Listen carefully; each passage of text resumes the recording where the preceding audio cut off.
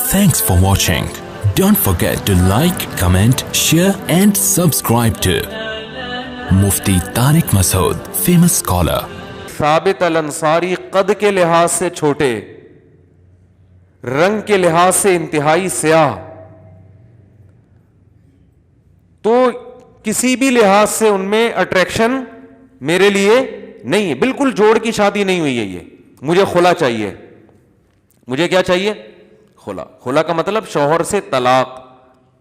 خلا کا مطلب وہ نہیں ہوتا جو آج کل عدالتوں نے بنا دیا ہے کہ اور عدالت خود سے کچھ دے دے. مطلب یہ ہے کہ شوہر سے اس شرط پہ طلاق چاہیے کہ مہر واپس کرنے کے لیے تیار ہوں. ایسی طلاق کو خلا کہا جاتا ہے. ہوتی وہ طلاق ہی ہے اور دیتا وہ شوہر ہی ہے, کیونکہ ڈیورس شوہر کے علاوہ کوئی بھی نہیں دے سکتا. جج صرف اپنی بیوی کو طلاق دے سکتا ہے, دوسروں کی بیویوں کو جج کو ڈیورس دینے کا رائٹ نہیں ہے. یہ عدالتوں میں بہت بڑا مسئلہ کھڑا ہوا ہے آج کل, اور اس کے خلاف آواز نہیں اٹھائی جا رہی. یہ بھی تو میں بار بار کہتا رہتا ہوں, یہ تو زنا کا پورا ایک اڈا بنا دیا عدالتوں نے. جو عورت جا رہی ہے خلا کی ڈگری پکڑائی, وہ کہیں اور شادی کر رہی ہے, حرام شادیاں ہو رہی ہیں, وہ نہیں ہو رہی شادی. تو کسی بھی مسلک میں اس کی اجازت نہیں ہے. چند صورتوں میں عدالت نکاح کو ختم کر سکتی ہے, چند ایک صورتیں, وہ بہت شاذ و نادر ہے. خیر, تو آپ صلی اللہ علیہ وسلم نے ان کے میاں کو بلایا اور فرمایا دے دو طلاق اس کو, مشورے کے طور پر. طلقھا, ان کو کیا کرو, طلاق دے دو. کیونکہ آپ جانتے تھے کہ یہ چلو ایک غلطی ہو گئی نکاح کر کے, اب اس کو باقی رکھنا اس سے بڑی غلطی ہوگی, نہیں لڑتے رہیں گے تو چھوڑ دو اس کو. اس سے بھی پتہ چلتا ہے کہ ہمارے معاشرے میں جو طلاق کو بہت معیوب سمجھا جاتا ہے نا, طلاق معیوب ہے اتنی نہیں ہے جتنی سمجھا جاتا ہے. نہیں, یہ سر پٹول رہے ہیں تو چھوڑو یار, تمیز سے علیحدگی اختیار کر دو. اتنا زیادہ نہیں, ہندوؤں کی طرح نہیں ہے کہ آسمانوں پہ جوڑے بنتے ہیں تو وہ ایلفی سے چپک گئے ہیں. اب حقیقت ہے, یہ تو ہندو عیسائیوں کی باتیں ہیں جو گراؤنڈ ریئلٹی سے ہٹ کر ہوتی ہیں کہ جوڑے آسمانوں پہ بنتے ہیں, وہ بن گئے. جوڑے آسمانوں پہ بنتے ہیں, ٹوٹتے بھی آسمانوں پہ ہی ہیں. وہ ٹوٹنا بھی آسمان پہ ہی لکھا ہوا ہوتا ہے کہ یہ نہیں چلیں گے تو چلو بھائی تمیز سے الگ ہو جاؤ.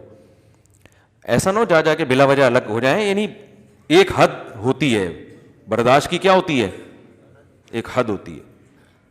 میرے سامنے ایک دفعہ ایک میاں بیوی کا کیس آیا, تو وہ کیس میں یہ نوعیت تھی کہ بہت زیادہ ان کے پھڈے ہو رہے تھے نا.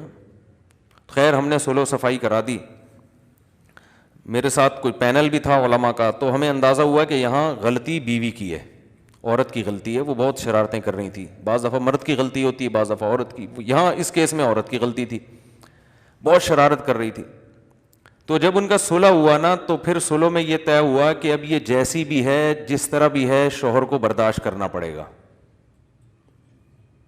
یعنی آئندہ یہ کبھی بھی زندگی میں ڈیورس نہیں دے گا. اس شرط پہ ہم لڑکی کو بھیج رہے ہیں. لڑکی والوں نے کہا کہ جو ہے جیسی ہے برداشت کرنا پڑے گا. تو لڑکا لکھ کے دینے لگا, ہاں جو ہے جیسی ہے. میں نے کہا بھائی کیا مطلب جو ہے جیسی ہے, یہ کیا بات ہے؟ گھر جوڑنے کے لیے ایسی شرط لکھوا دینا کہ جو بعد میں افورڈ ہی نہ کر سکو. آپ بولو میں برداشت کروں گا جس حد تک برداشت کر سکا. بات بات پہ نہ ڈیورس کی دھمکی دوں گا نہ کوئی اور ایسی, لیکن ایک لمٹ ہے. اس لمٹ کو اگر کراس کیا تو نہیں چلے گا. بس تو خام خواہ کہ انہوں نے یہ بلا وجہ کی فضول قسم کی باتیں کہ نہیں بھی جو ہے جیسا ہے بس. نہیں, جو ہے جیسا ہے کیوں بھائی, جو ہے جیسا ہے کیوں؟ دنیا میں کہیں بھی ایسا نہیں ہوتا. آپ اپنی دکان میں ملازم رکھو, ملازم کہے جو جیسے رہوں گا بس مجھے برداشت کرنا پڑے گا. آپ بولے گا بھائی میرا کاروبار کا بیڑا غرق ہو جائے گا. جیسے تو کو مطلب تو یہاں بیٹھ کے سٹا بھی پی سکتا ہے, تو چرس کی دکان بھی بنا سکتا ہے. اس کو ٹھیک ہے, کچھ چیزیں برداشت کر لوں گا, کچھ تمہیں بھی برداشت کرنی پڑے گی. تو اسی طرح مرد کا معاملہ بھی ہے, جو میں بار بار ان مضامین کو ریپیٹ اس لیے کرتا ہوں کہ کھوپڑی میں بیٹھ نہیں رہے ہیں یہ. تو اسی طرح شوہر بھی برا ہے, ہم عورتوں کو کہتے ہیں برداشت کرو, لیکن اس کی بھی کیا ہے, یہ نہیں کہ جتنا بھی برا ہو بس گھر جوڑنا ہے. اصل میں تو گھر محبتی سے چلتے ہیں, ایک دوسرے کو جب تک برداشت نہیں کرو گے تو گھر نہیں چلتے. ٹھیک ہے, برداشت نہیں کرو گے نہیں چلتے, لیکن برداشت کی بھی ایک لمٹ ہے. کیوں برداشت کریں حد سے زیادہ؟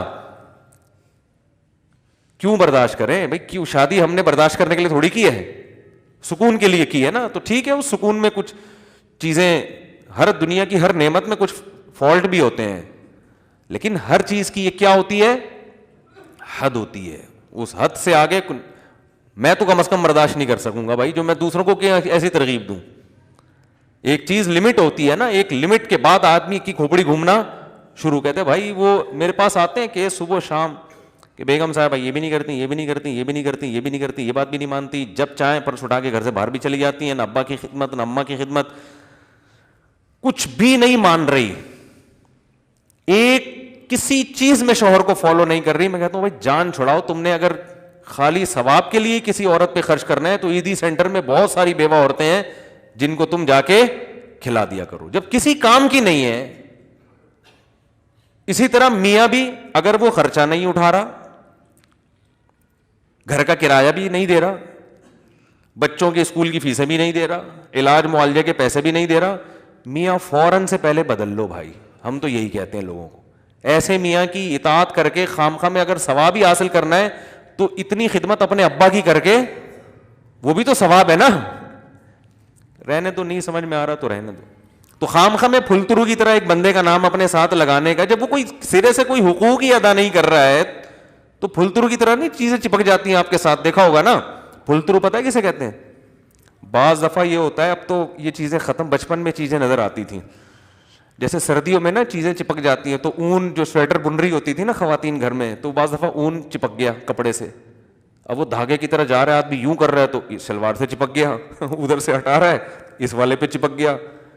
تو اکثر وہ قمیص کے پیچھے چپکتا تھا, وہ نظر نہیں آتا تھا, پھر تو وہ چپکا رہ جاتا تھا. تو لوگ کہتے تھے کیا یار پھلترو لگا لیے ساتھ میں, جہاں جا رہے ساتھ ساتھ یہ.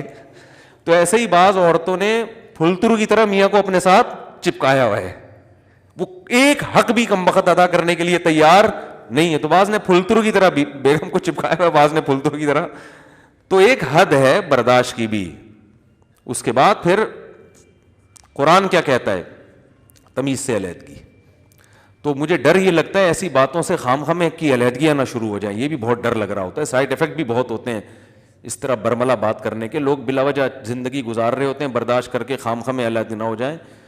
تو وہ برداشت اصل ہے لیکن ایک حد تک. اور حد جو میں لوگوں کو بیان کرتا ہوں, شوہر اتنا خراب ہو جائے کہ عورت ذہنی مریضہ بننا شروع ہو جائے, ڈپریشن کی گولیاں کھانا شروع کر دے, تو بس یہ لمٹ کراس ہو گئی ہے. اب کیا ہے, اسٹریس اتنی ہے کہ گولیوں پہ آ گئی ہے. اگر بیوی, ساس نے بہو کو اتنی ٹینشن دی ہے کہ اب بہو صاحبہ ڈپریشن کی گولیوں پہ آ گئی ہیں, تو بھائی اب کیا ہونا چاہیے, یہ بہت ہو گئی. کیونکہ اس کی وجہ یہ ہے کہ اب غلطی جس کی بھی ہو, لیکن اب یہ حدود اللہ پر قائم بولو نا نہیں رہ سکتی. اب غلطی میں پڑنا کہ کس کی غلطی تھی, جس کی بھی تھی, بہرحال نقصان تو اس کا ہو گیا نا, تو کیا فائدہ بھائی. میاں کو سمجھانا چاہیے جان چھوڑاؤ, چھوڑ دو اس کو, بشرطے کہ عورت راضی ہو.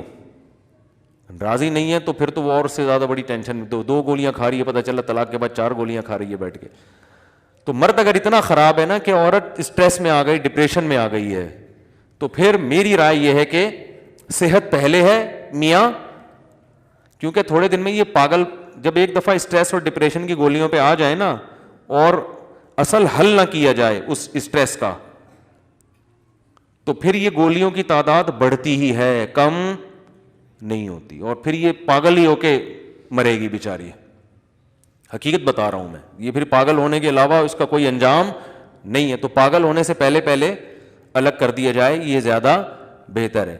آدمی ڈپریشن میں نہیں آتا, آدمی اگر ڈپریشن میں نہیں آتا, وہ اس کی وجہ یہ ہے کہ وہ جو اگر بیوی الٹی سیدھی بھی مل جائے نا, وہ گھر سے باہر نکل جاتا ہے, بھاگ جاتا ہے وہ گھر سے. وہ بیچاری کہاں بھاگ کے جائے گی نا, پھر وہ جا کے دوستوں میں نکال دیتا ہے. بہت بہت سارے آپشن. مرد اتنی جلدی گھریلو حالات کی وجہ سے ڈپریشن میں نہیں آتا, سمجھ رہے ہو. تو اس کے اصول کچھ اور ہیں, ٹھیک ہے. تو خیر بات کہاں سے کہاں چلی گئی. جو میں اصل عرض کر رہا تھا کہ حضرت ثابت رضی اللہ تعالی عنہ کی زوجہ آئیں, یا رسول اللہ میرا ان کے ساتھ گزارا بالکل بھی نہیں ہو سکتا, میں انتہائی خوبصورت عورت ہوں اور یہ انتہائی شکل و صورت کے لحاظ سے کم ہے. لیکن ان کے الفاظ کیا تھے کہ مجھے ان کی دینداری اور ان کے اخلاق پر کوئی اعتراض نہیں ہے. تو نبی نے ان کو کہا کہ دے دو طلاق, انہوں نے دے دی. عقل مند تھے, جانتے تھے کہ گزارا نہیں ہو سکتا, تو خام خام میں ایسے گھر کو زبردستی گھسیٹنے کا کیا فائدہ؟ ورنہ مرد ظالم بھی ہوتے ہیں, لٹکا دیتے ہیں, نہیں بھائی بس جیسا تیسا ہے, تو اس میں فائدہ نہیں ہے پھر. تو اس سے کیا پتہ چلتا ہے؟ صحابی رسول ہیں, بیوی کہہ رہی ہے بہت نیک ہیں لیکن صورت کے اچھے نہیں ہیں. اب ان صحابی کے بعد دنیا میں کتنے حسین لوگ پیدا ہوئے, کتنے خوبصورت لوگ پیدا ہوئے نا 1400 سال کے عرصے میں, لیکن کیا ان میں کوئی حسین اور نورانی چہرے والا ان صحابی کی خاک کے برابر ہو سکتا ہے؟ بولتے کیوں نہیں بھائی؟ تو پتہ یہ چلا میرے بھائی, کسی کی شکل اس لائق نہیں ہوتی کہ اس کی بیس پر اس کو بزرگ سمجھ کے اس سے عقیدت اور محبت کی جائے. ہاں, ان چیزوں کا محبت کو بڑھانے میں دخل ضرور ہوتا ہے کہ آپ کے پیر صاحب کی شکل بھی اچھی ہے تو تھوڑا اور زیادہ عقیدت ہو جاتی ہے انسان, یہ ایک نیچرل ہے. بھائی آپ کسی سے عقیدت رکھتے ہیں, عقیدت ہے بزرگی کی بیس پہ, نیک ہیں, عقیدت کی بیس درست ہے. اور نیک کی ڈیفینیشن بھی آپ کو پتہ چل گئی. جیسے ڈاکٹر ہے تو ڈاکٹر کی ڈیفینیشن کیا ہے؟ بھائی MBBS کیا ہوا ہو, اتنے سال ہاؤس جاب ہو, سرٹیفکیٹ ہو, وغیرہ وغیرہ. تو بزرگ سے عقیدت ہوتی ہے کس بیس پہ؟ نیک. اور نیک کی ڈیفینیشن کیا ہے؟ یہ نہیں کہ خواب اچھے اچھے آ رہے ہوں, یہ میں نے پچھلے بیان میں بہت ڈیٹیل سے بتایا تھا. اچھا خواب آنا یہ نیک ہونے کی دلیل نہیں ہے. نیک ہونے کی ایک ہی دلیل ہے جو قرآن نے بیان کی, الذین آمنوا وکانوا یتقون. عقیدہ بھی درست اور اعمال بھی درست. عقیدہ توحید, صرف یا اللہ مدد, بس, اس کے علاوہ کوئی نعرہ قابل قبول نہیں. جو اسلام کے بیسک عقائد ہے نا ان میں کوئی کمپرومائز نہیں ہے. اور عمل بھی کیا؟ آمنوا وعملوا الصالحات, نیک عمل کیے, گناہوں سے بچتے ہیں, وکانوا یتقون, بچتے ہیں. کس چیز سے بچتے ہیں؟ برائیوں سے بچتے ہیں, شریعت کو فالو کرتے ہیں. تو یہ دو چیزیں آپ نے دیکھ لیں, آپ کو عقیدت ہو گئی, بالکل درست عقیدت ہوئی ہے. پھر اگر ان کی شکل بھی اچھی ہے تو یہ عقیدت کو بڑھانے میں یہ چیزیں کیا کرتی ہیں؟ مدد دیتی ہیں. یہی وجہ ہے کہ جتنے پیغمبر دنیا میں آئے سارے خوبصورت تھے. اللہ نے کسی پیغمبر کو بدصورت نہیں بنایا. وجہ کیا تھی؟ کہ خوبصورتی کی وجہ سے نا قوم ان کی طرف مائل ہو, ان کی بات کو ذرا زیادہ شوق سے سنے گی. عقیدت میں یہ چیز اضافے کا ذریعہ بنے گی. اس لیے جتنے پیغمبر آئے صحت مند, خوبصورت, خاندان بہت اچھے ان کے. تو یہ اللہ کی ایک رحمت تھی کہ تاکہ لوگ بعض مرتبہ صورت کی بیس پہ بھی کسی کے قریب آنے سے کتراتے ہیں, لیکن اللہ نے کیا کیا؟ تمام پیغمبروں کو خوبصورت بنایا. تو کسی عالم, کسی بزرگ کو اللہ نے اگر خوبصورت بنایا ہے تو یہ اللہ کی ایک نعمت ہے. اس نعمت کا جائز فائدہ اٹھانا چاہیے. جائز فائدہ یہ بھئی آپ دین کا کام کریں تو لوگ آپ کے علم اور آپ کے تقوی کی بیس پر آپ کے قریب آئیں گے, اور صورت اس عقیدت کو بڑھانے میں مدد دے گی. اور یہ ڈاکٹروں کے ساتھ بھی ہوتا ہے, حکیموں کے ساتھ بھی ہوتا ہے. خوبصورت حکیم سے علاج کرانے کا زیادہ دل کرتا ہے انسان کا. جو باریک باریک ہوتے ہیں نا, ایکس رے رپورٹ ان کی نظر آ رہی ہے, حالانکہ ماہر ہوتے ہیں, لیکن آدمی کا فطری طور پر کہتا ہے یار وہ زیادہ ماہر ہے, وہ جو دوسرا ہے نا. تو یہ انسانی نیچر ہے. ڈاکٹر بھی اگر خوبصورت ہوگا تو ویسے ہی انسان اس کی طرف, یہ انسان کی نیچر ہے, جو چیز بھی اچھی لگتی ہے انسان اس کی طرف مائل ہوتا ہے. تو اس میں کوئی حرج نہیں ہے. لیکن بیس کیا ہے؟ بیس پہ سمجھوتا اور کمپرومائز نہیں ہوتا. ڈاکٹر سے عقیدت میڈیکل سائنس کی بیس پہ, تو پہلے اس میں مہارت ہو, باقی چیزیں بعد کی ہیں. نہیں آ رہی سمجھ میں بات؟ اور اگر ایک ڈاکٹر اپنے فن میں ماہر ہے, شکل کا اچھا نہیں ہے, دوسرا شکل کا اچھا ہے فن میں ماہر نہیں ہے, پھر شکل کے اچھے والے سے علاج کرانا یہ حماقت اور بے وقوفی ہے.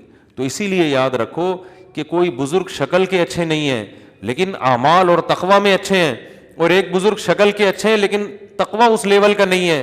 پھر بھی آپ کو اچھی شکل والے سے عقیدت ہو رہی ہے, اس سے نہیں ہو رہی, تو اس کا مطلب اس عقیدت کی بیس تقوی نہیں ہے, اس کی بیس کیا ہے؟ شکل ہے. پھر آپ میں فالٹ ہے یہ. تو یہ اتنی لمبی ڈیٹیل میں نے اس لیے بتائی کہ آج ہمارے ہاں علماء اور بزرگوں سے عقیدت کا جو معیار ہے وہ معیاری کیا ہوتا جا رہا ہے؟ معیار. اور یہی وہ بیس تھی جس کی بیس پر مشرکین مکہ برباد ہوئے. انہوں نے کہا کہ یہ جو ہے نا ہمیں قیامت کے دن بخشوا دیں گے. اللہ نے جگہ جگہ فرمایا کہ یہ خود بھی بخشے جائیں گے کہ نہیں بخشے جائیں گے, پہلے اس پہ تو غور کرو. فَإِنَّكُمْ وَمَا تَعْبُدُونَ مِن دُونِ اللَّهِ حَصَبُ جَهَنَّمَ، فرمایا جن معبودوں کو تم پوجتے ہو نا بزرگوں کی مورتیاں بنا کے، اللہ ان مورتیوں کو تمہارے ساتھ جہنم کی آگ میں ڈالے گا، ان مورتیوں کو بھی اللہ تمہارے ساتھ جہنم میں ڈالے گا۔ تو اس لیے بھائی ہر چیز میں انسان کو کھوپڑی استعمال کرنی چاہیے، مجذوب بن کے، پاگل بن کے، دیوانہ بن کے، جدھر قوم جا رہی بس ادھر ہی چلنا۔ کسی نے جذباتی تقریر کر دی پاگلوں کی طرح اس پہ۔ ابھی دیکھو ایک سیاسی لیڈر کا انتقال ہوا تھا چند سال پہلے، تو میں نے دیکھا بہت سے لوگ جو ان کی جماعت میں تھے نا، اطلاعات آئیں کہ ہارٹ اٹیک سے مر گئے غم میں، کچھ جناب رو رہے ہیں پھوٹ رہے ہیں۔ ابے بھائی کس بات کی عقیدت، اتنے کیوں جذباتی ہو رہے ہو؟ کیا کیا دیا محترم نے آپ کو؟ میں نام نہیں لیتا، آج کل تھوڑا احتیاط کرتا ہوں میں، بس خامخواہ کی وہ ایک تقریر بہت اچھی لگ گئی تھی تو اتنی عقیدت ہو گئی، اتنی عقیدت۔ یہ سیاسی لوگ اپنے لیڈروں سے کتنی عقیدت کرتے ہیں، پاگل ہو رہے ہوتے ہیں، کوئی ان کے بارے میں نیگیٹو کمنٹ سننے کے لیے تیار نہیں ہوتا۔ دوسرے کی ہر پازیٹو چیز بھی نیگیٹو، اپنے والے کی ہر نیگیٹو چیز بھی پازیٹو۔ یہ سیاسی لوگوں میں بھی اندھی عقیدت بہت ہوتی ہے، وہ اس کا اپنے جو جس کو آپ فالو کر رہے ہیں نا، اس نے جو بھی الٹا کام کیا ہوگا قوم کے وسیع تر مفاد میں بعض دفعہ یہ بھی کرنا پڑتا ہے۔ یہ جواب ہے، یہ سب جگہ چل رہا ہے، کچھ کوئی ایک نہیں ہے۔ یہ اندھی عقیدت قیامت کے دن مروائے گی، یاد رکھو۔ قرآن کے الفاظ کیا ہیں؟ ان السمع والبصر والفؤاد کل اولئک کان عنہ مسئولا۔ تمہارے کانوں سے تمہاری آنکھوں کے، تم سے تمہارے کانوں کے بارے میں، تمہاری آنکھوں کے بارے میں، تمہارے دل کے بارے میں قیامت کے دن سوال ہوگا۔ کسی سے عقیدت اگر دل میں رکھی، کیوں رکھی؟ نفرت رکھی تو کیوں رکھی؟ دلیل کیا تھی نفرت کی؟ نہیں آ رہی بات میرا خیال ہے۔ تو جو کچھ ہم بول رہے ہیں نا اپنے سیاسی لیڈروں کے دفاع میں، دوسروں کو برا کہہ رہے ہیں، قیامت میں یہ ایک ایک لفظ ریکارڈ ہو رہا ہے۔ اللہ پوچھے گا تو نے اپنے والے کی اس غلط چیز کی جو تو نے غلط تعویل کی اور اس کو صحیح قرار دینے کی کوشش کی، اس کی تمہارے پاس کوئی واقعی مضبوط دلیل تھی؟ اور دوسرے والے کی صحیح چیز کو بھی تم نے جو غلط قرار دینے کی کوشش کی، اس کی تمہارے پاس کیا دلیل ہے؟ اگر آپ کے پاس کوئی دلیل نہیں ہے تو خدا کی قسم یہ جو آپ کے سیاسی لیڈر ہے یہ آپ کو قیامت کے دن الٹا لٹکنے سے نہیں بچا سکتے۔ تو اتنی عقیدت میں اپنے سیاسی لیڈروں کی عقیدت میں اندھے نہ ہو جاؤ، اور ویسے بھی ان کی عقیدت سے فائدہ آپ کو تھوڑی ان کو ہوتا ہے، آپ کو تو کچھ بھی نہیں ہوتا، آپ تو وہیں کے وہیں ہیں، رکشہ چلا رہے ہو تو کوئی بھی آ جائے آپ نے رکشہ ہی چلانا ہے۔ یار یہ بہت مشکل بات ہو گئی۔ آپ سمجھتے ہو کہ آپ جس جماعت کو فالو کر رہے ہو وہ جب وزیر اعظم بن جائیں گے تو آپ کیا رکشے سے ٹیکسی میں آ جاؤ گے یا لینڈ کروزر پہ آ جاؤ گے؟ آپ رکشے پہ ہی رہو گے۔ پھر خامخواہ میں اپنے والوں کی تعریفیں کر کر کے غلو کرنا، مبالغہ کرنا۔ پتہ ہے ہماری شریعت نے مرنے کے بعد بھی کسی کی تعریف میں مبالغے کو برداشت نہیں کیا، حالانکہ مرنے والے کا اب کیا دنیا میں بیچارے کا لینا دینا۔ پھر بھی کہا اس کی بھی تعریف کرو تو اعتدال سے، جو چیز اس میں نہیں ہے وہ بیان مت کرو۔ ہمارے یہاں کوئی مر جائے پھر آپ دیکھو حضرت ایسے تھے، حضرت سے تو بڑا دنیا میں کوئی پیدا ہی نہیں ہوا، اس کے بعد جانے کے بعد اچھا ہمیں تو پتہ چلا حضرت اتنے بڑے تھے۔ مخالفین بھی کہہ رہے ہوتے ہیں بہت ہی بڑے بزرگ کا انتقال ہوا اس دفعہ تو بھائی، بہت زیادہ، بہت ہی بڑے۔ صحیح حدیث ہے، صحیح حدیث ہے، حدیث کے پورے الفاظ مجھے یاد نہیں ہیں کہ میت سے پوچھا جاتا ہے بتا کیا واقعی تو ایسا تھا جو تیرے بارے میں لوگ یہ کہہ رہے ہیں، واقعی تو ایسا تھا؟ اگر آپ نے اپنی زندگی میں اپنے مریدین کی تربیت نہیں کی کہ میرے مرنے کے بعد میری ناجائز تعریف نہ کرنا، تو اس بات کا بہت خطرہ ہے کہ آپ کو بھی قبر میں اس کا عذاب دیا جائے کہ تمہارے بعد والے لوگ تمہاری تعریف میں مبالغہ کیوں کریں۔ اس بات کا خطرہ موجود ہے، حدیث سے مفہوم ہوتا ہے، مترشح ہوتا ہے یہ۔ تو بھائی نہ تعریفوں میں مبالغہ کرو اور نہ کسی کی بولتے کیوں نہیں برائی میں۔ تعریف میں مبالغے سے تو قرآن نے صاف منع کیا، فرمایا فلا تزکوا انفسکم، اپنا تزکیہ مت کیا کرو۔ تزکیہ کا مطلب پاک دامن قرار مت دیا کرو۔ یہاں اپنے سے مراد ہے اپنے جیسے لوگ، یعنی مسلمان۔ جیسے قرآن میں آتا ہے نا ولا تقتلوا انفسکم، اپنے آپ کو قتل مت کرو، تو تمام علماء کہتے ہیں اس سے صرف اپنی جان مراد نہیں ہے، یہ سب ایک نفس کی مانند ہیں، جتنے بھی انسان ہیں، تو کسی کو بھی قتل مت کرو. تو ایسے ہی اللہ فرماتے ہیں فلا تزکو، تزکو کا اصل معنی ہوتا ہے تزکیہ کرنا. آیت کا لفظی ترجمہ تو یہ ہوگا کہ اپنے آپ کو پاک مت کرو. تو پاک تو کرنا کا حکم ہے نا، تزکیہ تو اسلام کا حکم ہے. تو تزکیہ باب تفعیل، جو میرا تفسیر کے لیکچر سن رہے ہیں نا یوٹیوب پہ، نہیں سن رہے تو سن لیں، بہت فائدہ ہوگا. میرا چینل ہے مفتی طارق مسعود اسپیچز، اس پہ تفسیر کے لیکچر چل رہے ہیں، پلے لسٹ میں جائیں گے نا تو مل جائیں گے آپ کو. تو 1/69 یا 70 لیکچر میرا خیال ہے اپلوڈ ہو چکے ہیں. تو وہ پہلے لیکچر سے سننا شروع کریں، اس سے آپ کو قرآن انشاءاللہ خاندانی طریقے سے سمجھ میں آنا شروع ہو جائے گا. نہیں آ رہی بات؟ قرآن گرامر بھی ہے اس میں، قرآن گرامر، اور پھر تفسیر بھی ہے. تو بہت تھوڑی محنت ہوگی، آپ کو 40 منٹ بیٹھنا پڑے گا قرآن لے کے سامنے. تو وہ ترتیب سے جب آپ وہ لیکچر سنیں گے نا، آپ کو بہت انشاءاللہ قرآن آپ کے لیے بہت آسان ہو جائے گا انشاءاللہ. جب نماز میں آپ قرآن پڑھیں گے، امام سے سنیں گے، یا تراویح میں قرآن سنیں گے، آپ کو عربی میں قرآن سمجھ میں آئے گا انشاءاللہ. تو وہ ایسا اس طرح کے لیکچر میں ریکارڈ کروا رہا ہوں. تو یہ جو اس میں یہ گرامر کی باتیں بھی بتاتا رہتا ہوں. یہ جو تزکیہ ہے نا باب تفعیل، یہ بعض مرتبہ کسی چیز کی طرف نسبت کرنے کے لیے بھی آتا ہے. جیسے کہتے ہیں نا کسی کی تکفیر مت کرو. تکفیر کا مطلب کفر کی طرف کسی کو منسوب نہ کرو، کافر مت قرار دو، کہتے ہیں نا تکفیر. تو اسی طرح تزکیہ باب تفعیل ہے، اس کا مطلب ہے کسی کو پاک ہونے کی طرف منسوب مت کرو. کیا مطلب؟ کسی کو یقینی طور پر 100% نیک قرار دینے کی کوشش مت کرو. کیوں؟ هو اعلم بمن اتقى، اللہ خوب جانتا ہے کون متقی اور کون پرہیزگار ہے. یہ اللہ کو پتا ہے، یقینی طور پر تمہیں پتا نہیں ہے. اتنی واضح قرآن کی آیت ہے بھائی، اس کے بعد بھی ہم کہہ رہے ہیں فلاں سے بڑے تو دنیا میں بس وہ تو سیدھا جنت میں، وہ مرے کیوں؟ اتنے نیک اتنے نیک اتنے نیک. آدمی کہتا ہے پھر ان کو تو جانا ہی نہیں چاہیے تھا دنیا سے. بس بولو بھائی، ہم اپنے گمان کے مطابق یہ خیال کرتے ہیں کہ بہت نیک تھے، ہماری رائے کے مطابق ہمارا خیال ہے کہ انشاءاللہ اللہ ان کی مغفرت کرے گا، اور یہ ان کے اوصاف تھے، یہ ان کی خاصیتیں تھیں جو واقعی تھیں، ان کو ہائی لائٹ کر دے انسان. یہ ٹھیک ہے، یہ تو صحابہ سے بھی، تابعین سے بھی ثابت، اسلاف سے بھی ثابت، اور قرآن نے اس سے منع نہیں کیا. لیکن یقینی طور پر کسی کی تعریف میں بہت زیادہ مبالغہ کرنا، یہ پھر اللہ پہ گویا ایک طرح سے اللہ اس کو اپنے اوپر الزام سمجھ رہے ہیں کہ مجھے نہیں پتا، تجھے مجھ سے بھی زیادہ پتا ہے. یہ گویا یہ انداز ہو گیا. کبھی اللہ کہہ رہے ہیں ہوا عالم، اللہ کو پتا ہے بھائی کون نیک ہے اور کون برا ہے. اور آگے اللہ نے فرمایا اللہ کو اتنا پتا ہے هو اعلم بكم اذ انتم اجنة في بطون امهاتكم، وہ تمہیں اس وقت سے جانتا ہے جب تم اپنی ماں کے پیٹ میں چھپے ہوئے تھے. وہ تو اس وقت سے جانتا ہے. تو اس کو تم سمجھا رہے ہو کہ اللہ وہ بہت نیک تھا، اس کو وہ لازمی جنت میں جانا چاہیے. تو اللہ کے فرمان وہ تمہیں اس وقت سے جانتے ہیں جب تمہاری ماں اور تمہارے باپ نہیں تمہیں جانتے تھے. اس وقت سے تمہاری خصوصیات اور سب کچھ ہم جانتے تھے تمہارے بارے میں.